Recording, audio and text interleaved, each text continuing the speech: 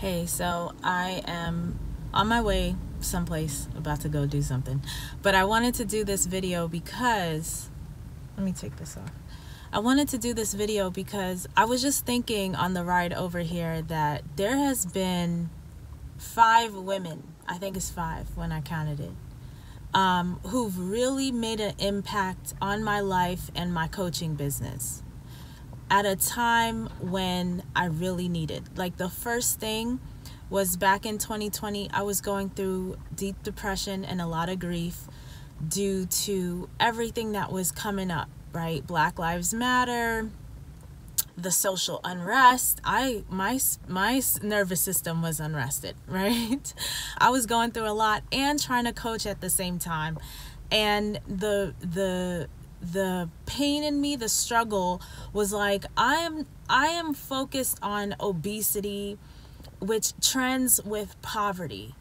I am focused on type 2 diabetes, which trends with being marginalized. Black people and Hispanic people, Black women and Hispanic women in particular, and Native Americans have the highest type 2 diabetes rates. And I know this, and I know why, right? Since I have been doing work, especially moving to LA and learning all that I learned, right? There were groups and individuals involved with my deep learning and understanding about how we got to this point, right? Things that I knew, but dots were connected.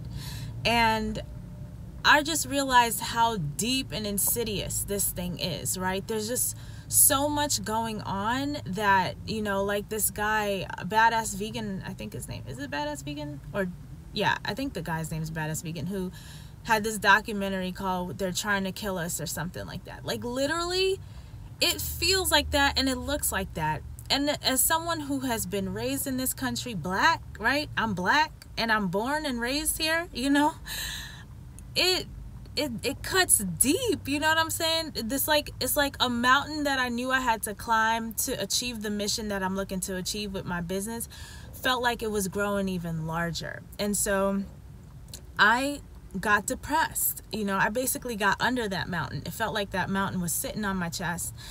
And I reached out to someone I had interviewed. At the time, she was just someone I thought was doing cool things in the world. And I had interviewed her on my podcast. And her name is Stephanie Red Cross West. That's the first person who's made a major impact on my life. I have to rest my hands. The lighting's going to be off, but my arm is tired. Anyway, Stephanie, she is the owner of Vegan Mainstream. And I think that's the name of the company. And I'm so sorry I don't have it recognized, because there's another business with a similar name. But anyway, so Stephanie Red Cross West, I reached out to her. I saw she was working with Tracy. And Tracy had this whole 10,000 vegan women initiative, Black vegan women initiative. And I'm like, wow, that's super cool. I was like, Stephanie, let me know how I could support. This is awesome, right? Very much in alignment with my mission. And so Stephanie introduced me to Tracy, and then I was working with 10 million Black vegan women from like 2021 to 2023. And so Tracy, number 2, is the second person that made a major impact on my life, because with her, first of all, when I met Tracy, I cried because I just felt like honestly, I felt God showing me myself in the future. Meeting her, and we hadn't said much in the beginning, and I hadn't really known of her that long. I had learned about her probably some months prior, just on the internet, Veg News and different places were talking about her.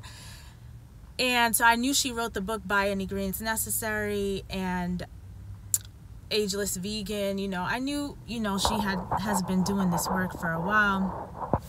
But then I met her, and learning more about her, she went vegan in 86 because of Dick Gregory. I was born in 86. We both went to NYU, and she's been on this journey with her family, and her and her mom, wrote the book Ageless Vegan. I had been running a podcast with my mom. And the whole point of the podcast was to showcase the fact that, you know, you have people out here talking about they discover all these superfoods and like, oh, this is the way to live healthy and you have to spend all this premium. Meanwhile, this is how my family have been living. And when I say my ancestors, I'm literally talking about my mother. I'm not going that far back. The things that they had to do and were doing just because it was part of their life. They lived in a land and grew up in a world where plastic was not a thing. You showed up at the grocery store with your basket, or you had to carry the food in your hand. You know, it was sustainable. You know, composting toilets, which is the big thing, you know, you spend premium to get a composting toilet because it's better for the environment. They were naturally doing that, you know, in Jamaica, in Montego Bay, you know, Catadupa area. So all of these things, and we talk about all of these things and how it impacts our health, you know, why people are making the turn back now because, you know, and this impacts my community, the people I serve, because plastics and these chemicals are endocrine disruptors. They're obesogenic chemicals, right? And even if you're eating clean and you manage to fight against that and maintain a healthy weight, a healthy size, you're still at risk for cancer and all of these things, right? Because of all of these chemicals in our system. And that's just one slice of the pie of how it's affecting us, right? But, you know, anyway, with Tracy, I just was like, wow, you know, look at God. And then I work with the community, the 10 million Black vegan women community, and I'm seeing thousands of Black women caring about their health, leaning in, interested to learn more. And I'm telling you, it was such a beautiful, beautiful experience, right? And I just really thank and love my two sisters, Tracy and Stephanie Red Cross West, her whole government name, for this experience, because if it wasn't for them, I wouldn't have had that experience. And then number 3 is LaCara Reddick. LaCara was on the team for 10 million Black vegan women, and when I did a talk with Heart Smarts, she showed up in the chat, being supportive. Just her presence is such a support, you know. She's just lovely. Someone who, you know, was going through the 10,000 Black vegan women, and from my understanding, maybe I'm wrong about this, but she herself had made major breakthroughs, became vegan through that experience or through Tracy's teachings, and so that's how she ended up on the team, because she just was so passionate about it from her own personal experience. So anyway, she's amazing. Those are the 3 women, the first 3 women. Then number 4 now is Lisa Angel Smith. Now Lisa Angel Smith, I was actually going to do a series. So I'm over those years I was working with 10 million Black vegan women. I don't know what prompted this, but I had this idea to do a series on coaching certifications, right? And if it's worth it, if it's not worth it, you know, how are people, you know, making their return on investment with it, you know, how is it helping their business and the impact they're looking to make, and blah, blah, blah. And so in that research, my team actually found Lisa amongst some other folks. And I was doing some research and looking into their stuff. And so at the time, Lisa was actually executive director for a vegan nonprofit. And I was listening to her on a few interviews she did. But then more recently, and I started following her right at that point. But then time goes by, months, probably a year or 2 or whatever, and I saw an Instagram video that Lisa Angel Smith did, and in there she said something that stuck with me even to this day. She was like, because you know, first of all, Lisa, when she spits, I'm telling you, cipher, like she is spitting so many gems. I call her the Les Brown of the nutrition world.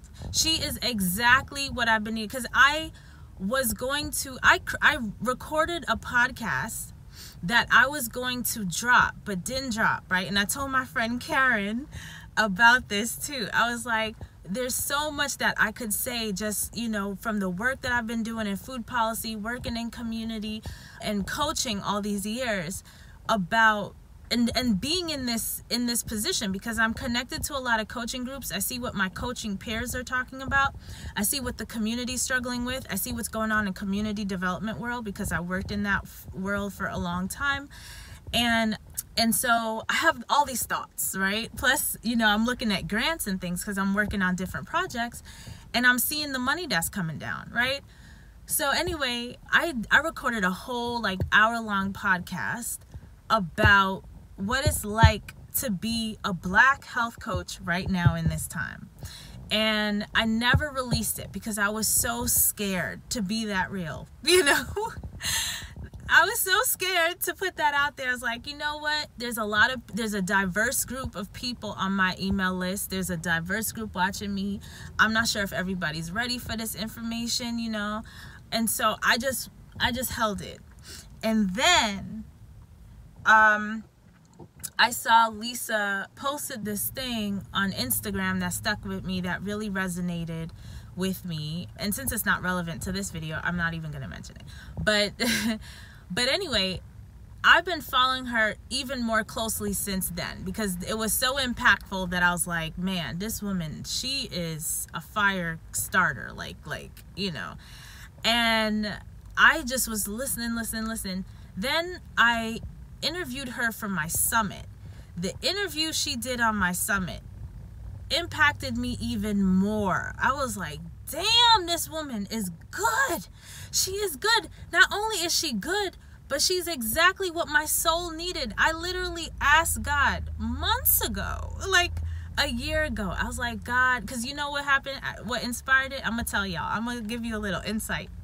So I have really, since I got married my senior year of college, right?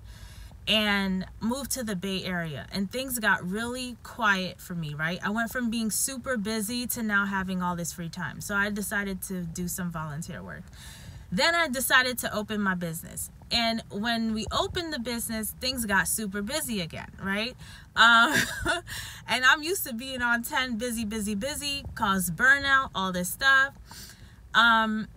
Anyway, now fast forward to, I'm now in Florida.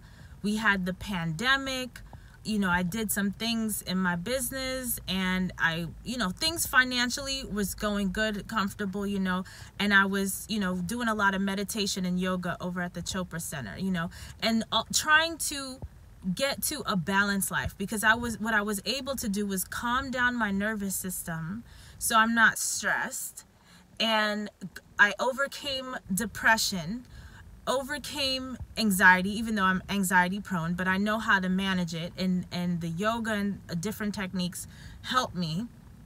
And so I started to do an assessment of my life, and I realized that, I prioritize business, finances, career for the majority of the time, probably even my youth, but up until that point, right? Up until recently, over the past year, probably, I've been on this journey trying to really, a year and a half, maybe even 2 years, trying to